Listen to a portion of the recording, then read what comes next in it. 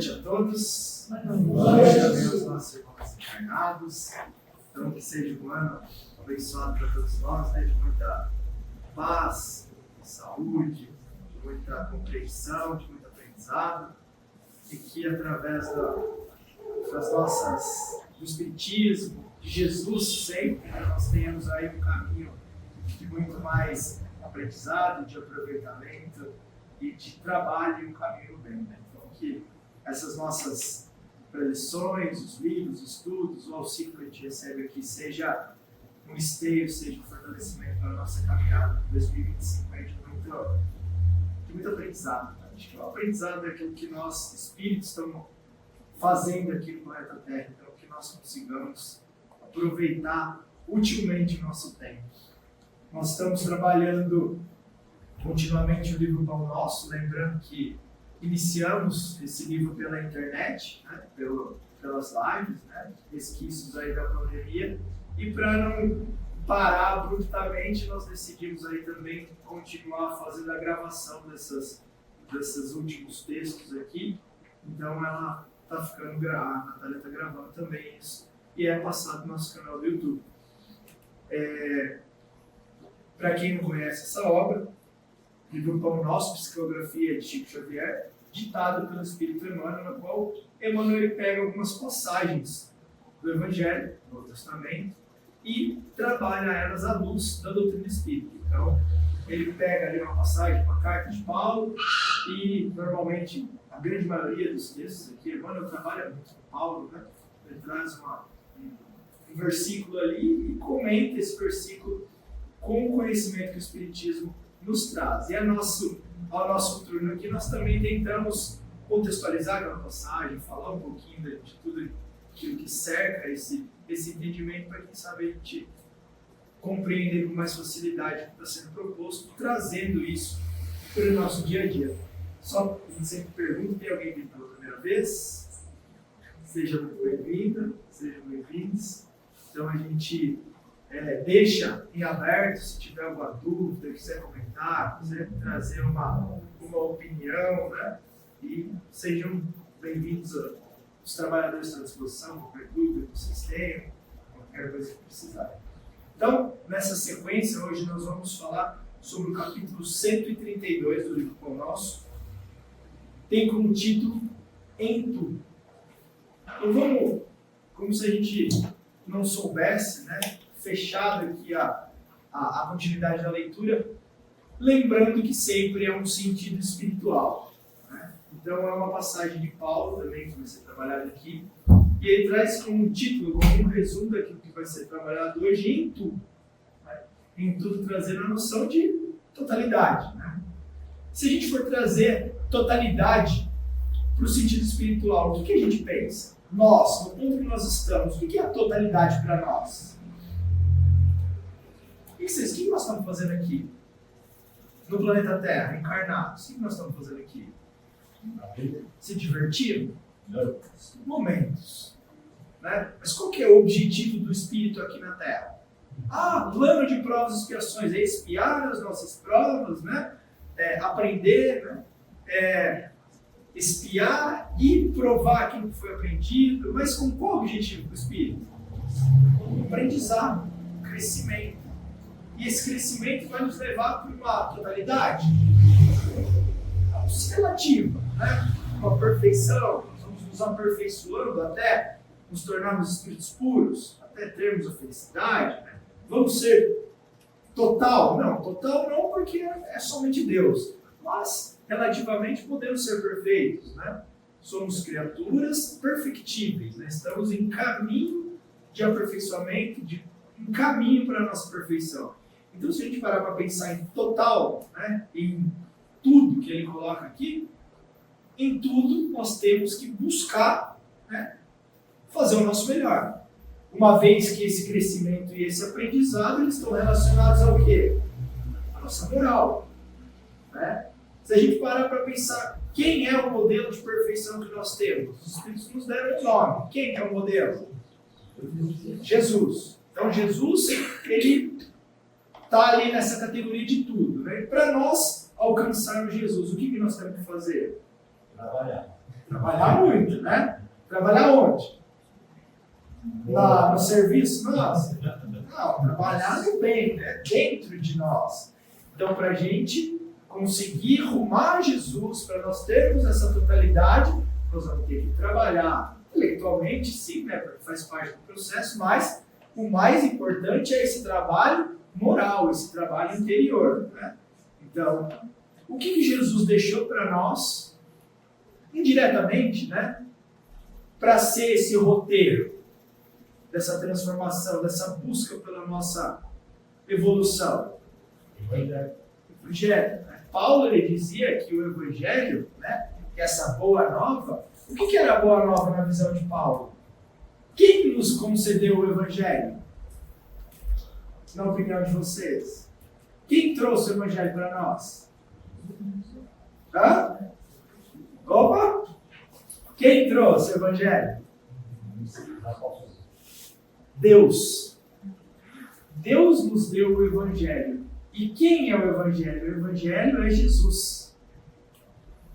Ah, mas nós temos o Evangelho de Marcos, o Evangelho de Lucas, o Evangelho... Não. Ali são bibliografias de Jesus. Jesus é a mensagem de Deus. Jesus é aquilo que Deus nos concedeu como o modelo, como o caminho, como a verdade, como a vida. Então, Jesus veio ali, como é dito que Jesus é o verbo de Deus, né?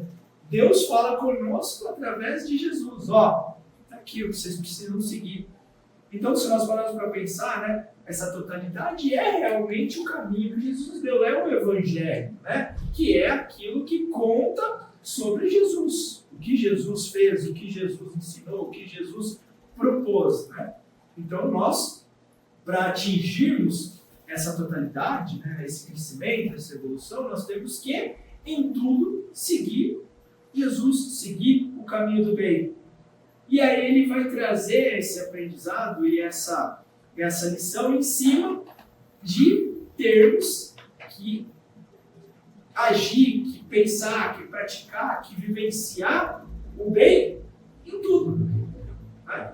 Então aí essa passagem que é trabalhada nesse capítulo aqui é a segunda carta de Paulo aos Coríntios, capítulo 6, versículo 4. Lembrando, né, Paulo, ele foi um doutor da lei, né, o Saulo de Tarso, se converte, né, após perseguir cristãos, né, porque ele defendia a lei mosaica, ele vem a se converter como cristão e ser o maior divulgador do cristianismo para as terras ali além de Israel, além daquele ciclo de judeus ali, círculo, né, dos judeus que viviam em Israel. Paulo sai fazendo viagens missionárias e difundindo o cristianismo que outrora ele perseguia. Ele torna-se a ser perseguido por isso, né? Passa por diversas situações e para atender às necessidades desses grupos que estavam se formando nas localidades que ele passava, ou algum outro cristão, onde ali fomentava um grupo de cristãos primitivos ali, né? Uma igreja, se a gente pode dizer assim,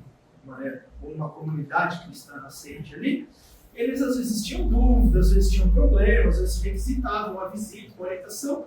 Então Paulo não conseguia, né, estar em todos esses locais, ele enviava cartas, orientações. E essas cartas foram, né, compiladas ali e se tornaram essas cartas de Paulo. Então tinha essa comunidade de Corinto e ele envia 2 cartas para eles. Nessa segunda carta ele vai dizer nesse pedaço aqui, né, nesse capítulo 6, tornando-nos recomendáveis em tudo, na muita paciência, nas aflições, nas necessidades, nas angústias. Então esse é o versículo que vai ser trabalhado hoje. Tornando-nos, né, tornando a cada um de nós recomendáveis em tudo. E aí nós vamos dar uma paradinha para falar o que ele está querendo trazer aqui. O que é nos tornar recomendáveis? Existe um conceito que é muito trabalhado, né? Emmanuel trabalha bastante isso também, que fala que nós, onde estamos inseridos, nós vamos imprimindo as nossas características, né? Tanto os nossos pensamentos, os nossos atos, as nossas palavras, naqueles que nos cercam. Então, dentro do nosso lar, nós vamos passar para os nossos filhos para os nossos cônjuges, para os nossos familiares, aquilo que temos dentro de nós, as nossas ideias, a nossa vivência, né? O nosso conteúdo, as nossas vibrações, nós vamos isso exteriorizando e entrando em contato uns com os outros, né? Então, o que ele coloca? Então, nós vamos influenciando uns aos outros, vamos tirando daquilo que nos é patrimônio e trocando, né? Como os outros também estão passando para nós tudo aquilo que contém, né? E esse sentido de recomendar é o mesmo que tornando-nos recomendáveis. Quando nós estamos fazendo, né, levando ao nosso irmão o nosso conteúdo, o que nos é, vamos dizer assim, desejável? Se eu vou passar algo para alguém, entendendo que vou transmitir alguma coisa que aquela pessoa vai estar recebendo, vai fazer parte dela, e dentro das leis de Deus é de corresponsabilidade minha aquilo que eu passo para o outro, o que é desejável a gente transmitir para o nosso irmão? Coisas boas. Então, é recomendável transmitir as melhores coisas. Aí a gente pega um monte de conceito que o Espiritismo nos dá, né? Vamos começar pelo básico de causa e efeito, de plantio e colheita, né? De ação e reação, as leis da física. Se eu estou transmitindo algo ruim, eu vou ter uma consequência, né? Um retorno necessariamente ruim. Então, eu preciso, compreendendo esse movimento, né? Entender que se eu passo coisas ruins, se eu planto algo ruim, colho algo ruim para mim, assim como estou cultivando algo que não é bom no outro. Então, se é desejável a gente estar sempre transmitindo coisas boas, por quê? Porque vamos colher coisas boas e vamos plantar coisas boas. O que é recomendável? Agir sempre no amor. E aí Paulo coloca aqui, tornando-nos recomendáveis em tudo. Então, nos é recomendável agir no bem em tudo, em todos os lugares, em todas as situações, em todas as circunstâncias, né? E aí ele dá vamos dizer assim, ele não generaliza, ele põe alguns pontos em particular aqui. Ele fala muita paciência, nas aflições, nas necessidades, nas angústias, né? Porque a gente agir com paciência nas horas boas até que é mais fácil. Mas e nas horas das aflições? Nós conseguimos ser tão pacientes? Na hora de um grande desafio, que alguém está lá vociferando para cima de nós, que alguém está nos gerando alguma conturbação, nós conseguimos ser pacientes? Nem sempre, né? Nós conseguimos ter a tranquilidade para resolver, para pensar com mais clareza quando nós estamos envoltos nos turbilhões, nas grandes dificuldades da nossa vida, na doença, numa perda, né? Muitos daqueles vêm a se desesperar, né? Vêm até mesmo a se fechar num auxílio, né? Vamos dizer assim, se revoltar contra Deus muitas vezes, né? Porque não compreendemos que nem tudo vai sair da maneira que nós queremos, né? Que existem desígnios, né? Que existem maiores necessidades do que aquelas que nós conseguimos enxergar ou queremos nessa fase, né?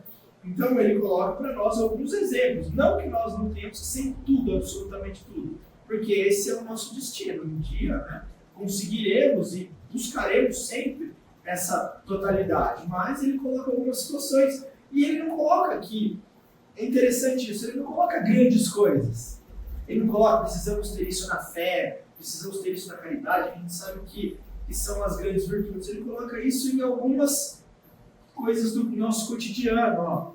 Não dá muita paciência, estamos ali no nosso lar, com o companheiro de trabalho, com o filho, com o companheiro, nas aflições, na hora que vem uma dificuldade, né? Nas necessidades, numa privação de dinheiro, numa doença, qualquer necessidade que a gente venha passar, nas angústias, né? Então ele coloca alguns pontos para mostrar para nós que esse tudo, às vezes, ele está nas pequenas coisas do nosso dia a dia.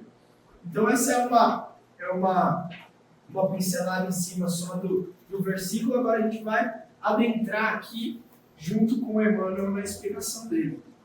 E ele vai trazer um outro lado para nós, que é esse lado de religiosidade. Né? Porque muitas vezes nós pensamos em religiosidade, né, em estar, vamos dizer assim, bem, né, ou no caminho certo com Deus, de estarmos aqui na quinta-feira. Ou ir na missa ao domingo, ou ir no templo tal dia, ou fazer minhas preces em casa, de acender a minha vela, de fazer minha oração. Então, já fiz minha parte. E religiosidade não é isso. A religiosidade, ela está em todo o tempo. Jesus, ele não estava ali presente, sendo grande, sendo exemplo, somente a hora que ele ia pregar no templo, ou a hora que ele chamava aquela multidão para ouvi-lo e ali ele fazia as explanações. Não. Ele era bom em tudo, o tempo todo. Ele era grande, né, no sentido moral, no sentido de caridade, no sentido de humildade, em todas as situações, né? Nas mínimas como nas grandes. Então, Emmanuel nos diz que a maioria dos aprendizes do Evangelho, nós somos aqui aprendizes do Evangelho, não encara seriamente o fundo religioso da vida, senão nas atividades do culto exterior. Então, qual que é o culto exterior? É isso que nós estamos falando, religiosidade de frequentarmos a casa de oração, a religiosidade de cumprirmos com os rituais que a gente ainda traz preso dentro de nós. Nossa, eu tenho que fazer uma oração antes de eu comer. Mas será que se eu fizer uma oração antes de eu me alimentar ali, sem pensar em nada, ela vai valer? Nossa, eu faço todo dia um rosário em casa, um terço, não sei. O rosário é quantas Ave Maria Pai Nosso? 10? Não, o rosário é maior, não é? Dá umas 30? Não, 50 Ave Marias. Imagina, 50 Ave Marias. 50 Pai Nosso não é oração trazida por Jesus, que é um, vamos dizer, um roteiro para uma oração completa. E se eu fizer 50 delas, eu estou blindado, então? Não. É igual o time de futebol, dá um Pai Nosso, santificado seja o vosso nome. Você está pensando em alguma coisa? Você está se conectando? Orar é conectar, é se ligar. Né? Religião vem de religar, de conectar com Deus. Então não adianta fazer 50 Pai Nosso se eu não pensei em um. Se eu não estou ali me ligando com Deus, se eu não estou colocando o sentimento naquela oração. Não é pela proliferação de palavras, ou quantidade de palavras, ou volume que eu oro, que vai realmente aquilo está fazendo sentido. Às vezes, se eu falar me ajude, né? Socorro, meu Deus, com o pensamento é muito mais importante do que um monte de Pai Nosso. Então, o que ele está falando aqui, religiosidade não é eu ir lá acender uma vela, eu ir lá e tomar água frutificada, eu vir aqui na quinta-feira e ouvir a preleção, o Evangelho e tomar paz. Ótimo se a gente veio aqui e ouviu a palavra de Deus, de Jesus, na verdade, dos Espíritos, né, que estão aqui transmitindo para nós as leis de Deus, as vontades de Deus para cada um de nós. Né? Então, se eu estou aqui realmente para me ligar, para me melhorar, para transformar o meu coração para melhor, então sim, estamos aqui, né, buscando essa religiosidade. Mas religiosidade não é somente exterior, senão seremos os fariseus de outros tempos, né, que achavam mais importante lavar a mão. Jesus não falava, olha, não é aquilo que entra na boca aqui na meia, mas aquilo que sai do nosso coração. Né? Não é você lavar a mão assim ou assado, né, que vai te tornar impuro, e sim, né, aquilo que está saindo de dentro de você, de dentro dos seus sentimentos. Na concepção de muitos, bastará frequentar assíduos as assembleias da fé e todos os enigmas da alma estarão decifrados no capítulo das relações com Deus. Então, se eu estiver lá batendo cartão, eu não faltei nenhuma vez esse ano, nenhuma quinta-feira do centro. Não. Esse ano foi meu ano religioso, acho que foi o ano que eu mais consegui aí me ligar a Deus. Mas eu fui, mas eu estava pensando, vou sair de lá, vou bater um lanche. Nossa, os caras estavam tudo na quinta-feira lá fazendo churrasco, eu não pude estar lá. Era o dia do futebol que eu deixei de estar. Amanhã é sexta-feira, dia de maldade, como eu disse. Então, assim, se a gente parar para pensar, não é estar aqui fisicamente. É estar dentro de uma casa espiritualmente, ligado, buscando e colocando aquilo que está sendo proposto em prática no nosso dia a dia, em tudo. Porque ele está falando, o que ele vai trazer aqui para nós? Olha, não é só ali a religiosidade na parte exterior, porque a religiosidade dentro da casa é fácil. Você está, como a gente sempre fala, nós entramos numa ilha, né, de boas vibrações, então o Augusto é super legal lá no centro, ele é caridoso, ele é amoroso, ele é paciente. Aí vai em casa, a gente vira, como diz um leão, né? O próprio Kardec coloca, né, os tiranos domésticos lá no capítulo do Evangelho. Ele fala, aqui sou eu que mando. E aí ele é odiado dentro de casa porque ele é um tirano dentro do próprio lar. Então é em tudo. Aquilo que a gente está buscando seguir dentro da casa espírita, dentro da religião, dentro da igreja, dentro do templo, dentro de onde for, e nós estamos buscando essa conexão, ela deve ser transposta aí para o nosso cotidiano em tudo aquilo que a gente puder colocar. Entretanto, os ensinamentos do Cristo apelam para a renovação e aprimoramento individual em todas as circunstâncias. Então, o que Jesus propõe para nós é essa transformação em todas as situações, em todas as circunstâncias. Né? O que dizer de um homem aparentemente contrito nos atos públicos da confissão religiosa a que pertence e mergulhado em palavrões no santuário doméstico? Marcelo falou que cessou com os palavrões, mano. Ainda não estou 100%, mas tá melhor. Então ele fala, o que adianta aqui na frente, não é só palavrão no sentido de besteira, né? Ele está falando assim, daquilo que a gente fala, daquilo que a gente está levando para outra pessoa. Então aqui, no centro, nós só conversamos de coisas boas, falamos de Jesus, de caridade, de amor. Aí sai daqui e começa a falar mal da pessoa, quer prejudicar o outro, planta uma discórdia ali, uma calúnia lá, trata as pessoas com rispidez, com palavras de baixo calão, com palavras ofensivas. Então, é isso que ele está falando, não é só ali no ambiente religioso que nós temos que nos colocar numa posição de indivíduos aprimorados, né? É em tudo, né? Em todos os lugares. Não são poucos os que se declaram crentes ao lado da multidão, revelando-os indolentes no trabalho, desesperados na dor, incontinentes na alegria, infiéis nas felicidades e blasfemos nas angústias do coração. Olha que interessante, né? Então, na frente das pessoas, nós, no nosso ambiente religioso, né, ou em determinado ambiente, nós nos colocamos numa situação de fé, vamos vencer, vamos conseguir, vamos nos pegar a Deus, mas na hora que vem a dificuldade, que vem a provação, que vem a necessidade, nós seguimos aí os caminhos opostos àquilo que nós estamos buscando. Né? Ele coloca aqui, ó, se declaram crentes ao lado da multidão, indolentes no trabalho, desesperados na dor. Vem a dificuldade, aí aquela, calma, meu irmão, o outro, a gente, calma, meu irmão, vai passar. Mas na nossa dor, o que eu vou fazer agora? Acabou minha vida. Não. É a fidelidade, né? É a fé. Preciso me tratar, preciso ir atrás de um médico, preciso buscar uma transformação que, quem sabe, um hábito diferente. Tentar tudo, né? Como diria o Eric falou uma vez, né? Brigar até o braço fica pouco, né? Vai tentar até o último minuto. Não foi da nossa vontade, então aceitamos a vontade de Deus, né? Desesperados na dor, incontinentes na alegria. Nossa, estou alegre, então vou quebrar tudo, né? Infiéis nas facilidades. Olha, a oportunidade de ganhar dinheiro fácil, né? De dar um tumba no outro ali, mas isso vai fazer bem. Mas nos negócios, né? Como diz no próprio nosso lar, né? Nos negócios é a parte, né? Então, os negócios eu não perdoo. Não é. A gente está falando de se colocar no lugar do próximo, da empatia. Nem se fosse comigo. Né? E se o outro fosse dessa maneira, como nós gostaríamos de ser tratados? Né? Por que motivo pugnaria Jesus pela formação dos seguidores tão só para ser incensado por eles durante algumas horas da semana em genuflexão?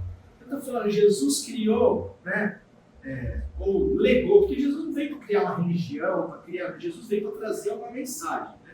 Mas ele coloca assim, Será que Jesus propôs criar os cristãos ali seguindo ele só para em alguns momentos do dia estarem ali em reflexão, em genuflexão, como ele coloca aqui, pensando, olha, então nós vamos deixar, né, que é consagrado o dia do Espírita da quinta-feira à noite. 1 hora, 1 hora e meia, que é o tempo que nós permanecemos aqui, é o tempo que nós precisamos dedicar à espiritualidade. Então, se nós assim o fizermos, assim como os nossos irmãos católicos vão às missas ao domingo, os nossos irmãos judeus, eles tiram o sábado como um dia santo, então se eu tirar o meu sábado do dia santo, os outros 6 dias da semana eu posso detonar, fazer o que quiser, mas naquele dia não. Naquele dia eu vou respeitar, eu não trabalho, eu não chego perto da mulher que tá sangrando, eu não como carne de porco que é impura, eu não falo besteira, mas os outros 7 dias eu falo. Os outros 6 dias da semana eu falo o que eu quiser, mas no dia que eu vou trabalhar no centro, eu não posso falar besteira. Eu acho que é um pouco de... Jesus não queria isso, não propôs isso para nós. Um dia da semana, Jesus nem falou dia. Jesus, no dia que ele até fazia o contrário para mostrar para aqueles irmãos judeus que, olha, não é porque hoje é Shabat, que hoje é sábado, que eu não vou curar. E se fosse você que estivesse doente? Será que você não gostaria de ser curado no sábado? Então Jesus curava no sábado, o que deixava os judeus ali perplexos, né? Falavam, como ele está curando no sábado? Prende ele. Ele está indo contra a lei mosaica. Hoje é um dia de descanso. Jesus falava, não, no sábado a gente tem que estar agindo também, né? Está trabalhando. Deus nunca parou de trabalhar. Atribuir ao mestre semelhante propósito seria rebaixar-lhe os sublimes princípios. Né? Legar isso a Jesus, né? Seria compreender muito mal o que ele está propondo para nós. Né? É indispensável que os aprendizes se tornem recomendáveis em tudo. Então, nós temos que ser recomendáveis em tudo. O que é recomendável? A nossa influência, né? Aquilo que nós estamos transmitindo para os nossos irmãos. Então nós temos que ser recomendáveis não só aqui dentro do centro. Nosso Augusto fala coisa legal lá no dia que ele faz a preleção. O Marcelo vem ali na frente e fala um monte de coisa bacana, né? Aí sai daqui, eu sou uma péssima influência. Então nós temos que ser recomendáveis dentro do centro, dentro de casa, dentro do trabalho, na rua, no trânsito, onde for, e em qual situação for, né? Se a gente parar para pensar, não é fácil, não conseguimos ainda, mas existem exemplos de indivíduos que mesmo nas dores, nas dificuldades, eles eram recomendáveis. Né? Então, são os mesmos que a gente sempre cita. Fala, Chico Xavier estava lá no hospital. Mas Chico, vamos curar você? Não tem que passar por isso, meu filho. Não, aquilo que eu passo é pequenininho. Eu sou um cisco, né? Então, se a gente parar para pensar na humildade, na grandeza desses espíritos, né? Estamos longe, mas a nossa busca é essa. Né? Não é vamos dizer, o objetivo nosso aqui de cada dia mais. O Kardec ele coloca para nós, nossa, quem são os bons espíritos? Ele falou, os bons espíritos são os bons cristãos. E os bons cristãos, assim como os bons espíritas, são aqueles que a cada dia tentam ser um pouquinho melhor. Que se esforçam dia a dia para ser um pouquinho melhor. A irmã Anastácia fala para nós aqui, né? Filho, tá erguendo o pé, tá voltando para o mesmo lugar, mas já tá bom. Não tá suficiente, mas tá bom. Por quê? Tá se esforçando. Então não é sinal de que nós vamos ser perfeitos porque nós estamos aqui dentro do centro. Nossa, mas você fez isso lá, Fábio, na sua casa, mas você não vai lá no centro? O que você está fazendo lá no centro? Eu estou buscando, estou tentando, eu ouço direto. Nossa, fazer palestra e falar isso, fazer isso, mas estou buscando, tentando, né? Podia ser muito pior, né? Podia estar muito pior. Então, é recomendável em tudo, revelando a excelência das ideias que os alimentam. Tanto em casa, quanto nas igrejas, tanto nos serviços comuns, quanto nas vias públicas. Então, em tudo, em todos os lugares, em todos os momentos. Certo? Então, agora para finalizar, né? Certo? Ninguém precisará viver exclusivamente de mãos postas ou de olhar fixo no firmamento. A gente não vai ter que viver de contemplação. Não, Senhor, o tempo inteiro. Não, não é isso que ele propôs. Não é pela quantidade de tempo que eu fico... O próprio Evangelho nos explica. Adiantaria se nos retirássemos para um local afastado e vivêssemos de de oração, somente de oração e de contemplação, não, estaremos perdendo a oportunidade, porque onde está o desafio? Onde está o aprendizado? Aqui, ó, é no contato, é em ser recomendáveis, porque é fácil eu estar aqui no centro e ninguém me faz nada de mal, ninguém me desafia, ninguém fala nada para mim, é fácil ser bom. Mas vai lá em casa, vai lá no trabalho, vai lá no serviço, vai na rua, vai no trânsito. Ali nós estamos o tempo todo entrando em contato com diferentes, com diferenças, com as dificuldades, com as situações que vão nos exigindo essa cada vez mais sermos melhores, né? Então ele coloca, ninguém precisa viver de contemplação, né, exclusivamente de mãos postas e olhar fixo no firmamento do céu, né? Todavia, não nos esqueçamos de que a gentileza, a boa vontade, a cooperação, a polidez são aspectos divinos da oração viva do apostolado do Cristo. Então, o que Jesus falava? Antes de você fazer lá uma oferenda no altar, né, vai lá e se reconcilia com o seu adversário. Né? Ele está falando assim, em vez de você ficar o tempo inteiro orando e se colocando numa posição de exterior, né, vai lá e faz um pouquinho, né, falar polidez, né, às vezes responder de maneira mais calma, de maneira mais sofisticada, né? Cooperação, ajudar, boa vontade nas pequenas coisas ou nas grandes, a gentileza, muito obrigado, com licença, por favor. Né? Ele não está falando grandes coisas, mas um pouquinho do dia a dia. Mas nós podemos também transferir isso para as grandes coisas, para a caridade, para o amor, para a fé, para tantas outras necessidades espirituais que nós temos. Mas nós podemos começar aqui pelo pequenininho, pelo tempo todo, né? Nas pequenas e grandes coisas. Então esse texto fala para nós desse necessidade de sermos recomendáveis em tudo. Lembrando, né, que somos exemplo, né? Somos a palavra, né? O ensino, ele traz, né, um certo entendimento, ele ajuda a compreensão, mas como diz o ensinamento, né, aquilo que realmente arrasta, aquilo que realmente modifica, é o exemplo. Né? Então, alguém gostaria de comentar alguma coisa? Certo? Entenderam tudo? Ó, trocadilho. Então, muito obrigado. Vou passar para o Evangelho.